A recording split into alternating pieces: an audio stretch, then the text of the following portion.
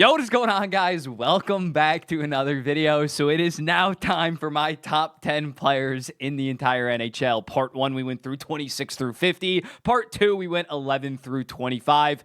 And now we got the top 10. My top 10 players. Again, this is based on not solely this season, although this season definitely means the most. I'm factoring in last season a decent amount, considering we're only like 45 games into this year, as well as a little bit of prior seasons. Not all about the offense. I definitely factor in the defense, a sizable amount for these players.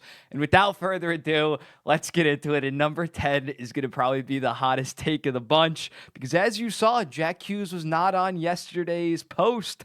I have him within my top 10 at number 10. And when it comes to him, it's the two-way dominance that he has displayed this season. I know that the point totals haven't been gaudy. He has 55 points in 47 games, on pace for around 95 points, but it's the defensive impact, the defensive strides that he has taken under Sheldon Keefe that have been so impressive to me, that now he is that complete two-way center. Maybe not the most physical guy, but I still think he's just dominant both ways of the ice, especially when you compare it to like a Braden Point or Mikko Rantanen, that they're defensively have not really been good in recent years. Jack Eichel, I think you could argue over Jack Hughes, and you could argue even Mikko Rantanen and Braden Point. I'm not saying he clears them by a mile, but I'm personally going with Jack Hughes. When looking at the ascent this guy has been on, 99 points in 78 games last year, or 2 years ago in 2023. Last year, for the first month of the season, he was like the best player in the entire NHL, had 10 goals, 23 assists, 33 points in 18 games, then got hurt, then had an injury at the end of the season where he had to shut it down, couldn't stay healthy. He's fully healthy now, leading the New Jersey Devils. Again, not a clear-cut number 10. I will not say that you're out of your mind if you have Braden Point,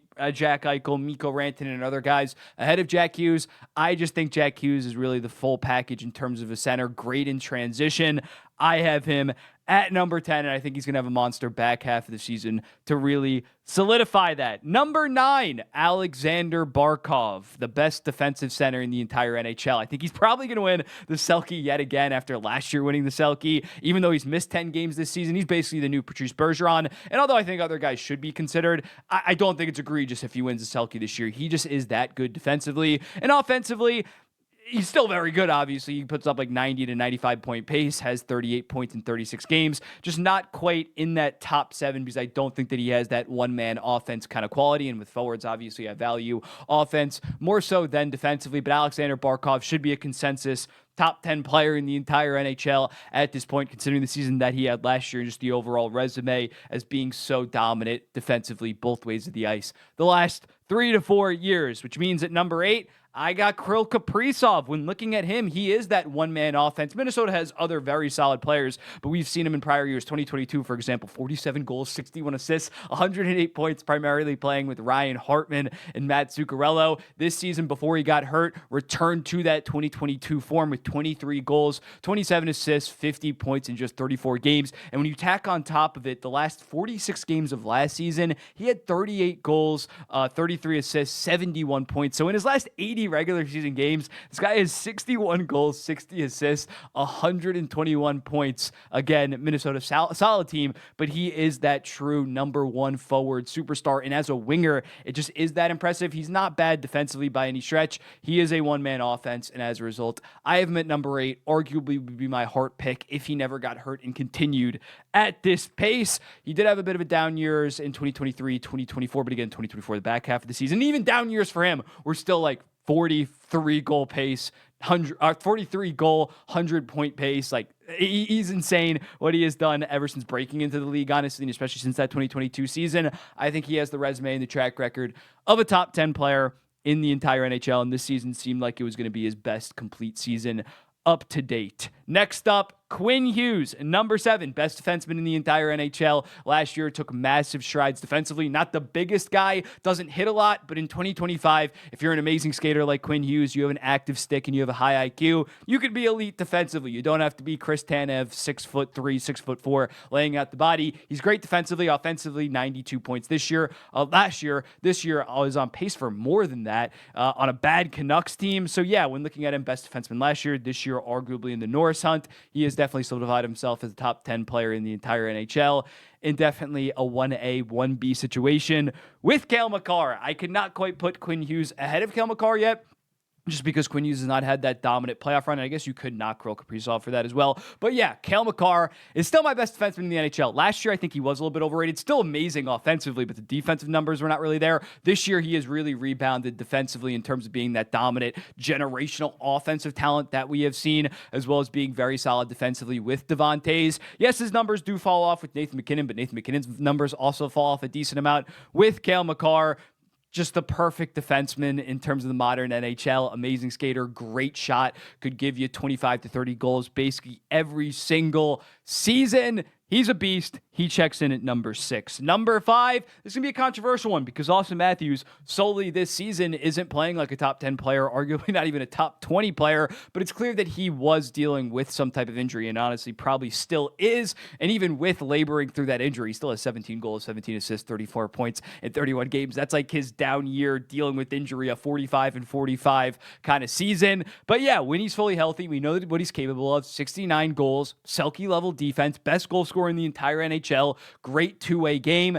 I'm still betting on him once he gets fully healthy in this back half of the season to be a monster. And as of right now, I do have him ahead of the two-way great defenseman of Cale Makar in Quinn Hughes because he is that franchise number 1 best goal scorer in the entire NHL. Kind of talent. As a result, I'm keeping Austin Matthews at number 5. I understand if you have him at number 7, number 8. I wouldn't personally put him below, even after this bad start, Alexander Barkov or Jack Hughes. I could see an argument for Kirill Kaprizov considering how good he's been this season.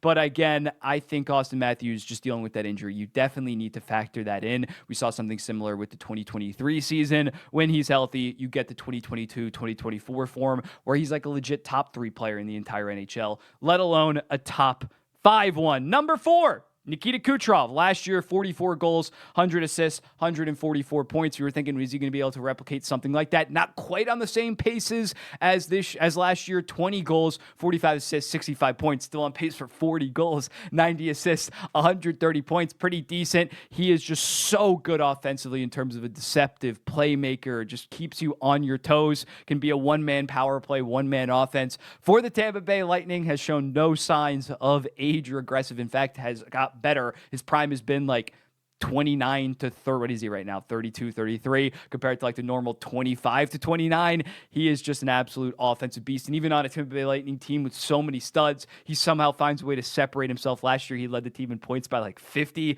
This year, it's looking like, if he can stay healthy, another 30 to 40 kind of points. He is just that damn good. Leon Draisaitl, number 3. No really shock here when looking at him. I think he's probably having the best season of his entire career, even better than his 2019-2020 when he won the Hart, in part because of the defensive steps that he has taken. Offensively, let's start there. 31 goals, 36 assists, 67 points in 45 games. He's flirting with a 60-60 season. The last guy to do that was Connor McDavid in 2023. Beyond that, I honestly don't know who was the last guy to do that beyond that. I don't think Ovechkin ever did that. I don't think Steven Stamkos' 60-goal season. He had 60 assists, so it might be since like Jaromir Jagr or Mario Lemieux or something ridiculous like that. He's on pace for a historic season. And in terms of that defensive impact, 2.1 expected goals against per 60 this year. That ranks 47th among the 343 forwards with at least 350 even strength minutes. Prior years, all offense, no defense kind of guy, definitely prioritizing the two-way game while also having one of his best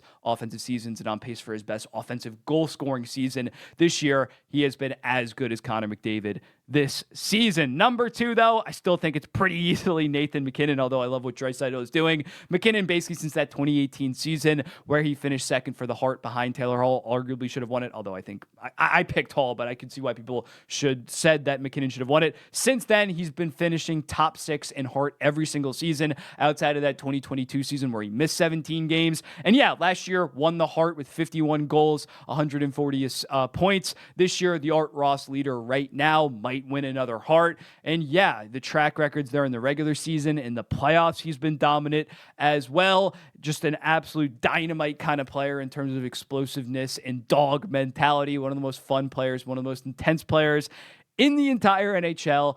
If he was born any other time, if he was born 10 years earlier, he you probably would have had more awards. Well, he would have been going against Sidney Crosby and Alexander Ovechkin. But you get what I mean. It kind of stinks that he was born at the same time as Connor McDavid, who is our number one player, the most talented guy of all time. You could make an argument for McKinnon just solely based on the regular season the last 2 years. But after that playoff run, there really is no argument, considering Connor McDavid had that generational playoff run with 42 points in 24 games, 2023, 64 goals, 153 points. The best season, in my opinion, of the 21st century. Last year had a slow start, finished with 100 assists, a rare feat in the NHL. And this year also started out pretty slow with only 10 points in his first 11 games. He has 17 goals, 37 assists, 57 points in his last 31 games. I guess you could say that he is all the way back. The best skater I have ever seen, the best hockey player I have ever seen. And unlike what Crosby truthers or Crosby glazers will say, he is pretty responsible defensively. He is a damn good all-around player compared to early on in his career. He was all offense, was still figuring it out on the defensive end. He is nearly the perfect hockey player. Definitely the perfect offensive hockey player, in my opinion. 100 assists, has a 64 goal season under his belt. Just absolutely insane, and that is why he is still the best player in the NHL and for the foreseeable future, most likely. But here it is. Jack Hughes, that's going to be controversial. Barkov, Kaprizov, Quinn Hughes, Cale Makar, Austin Matthews, Kucherov, Leon Draisaitl, Nathan McKinnon, and Connor McDavid. Let me know in the comments, what do you think about this list? Who would you move up? Who would you move down? I'm sure some of you guys are going to say Jack Hughes, but let me know in the comments. I'll be seeing you in the next one. Peace.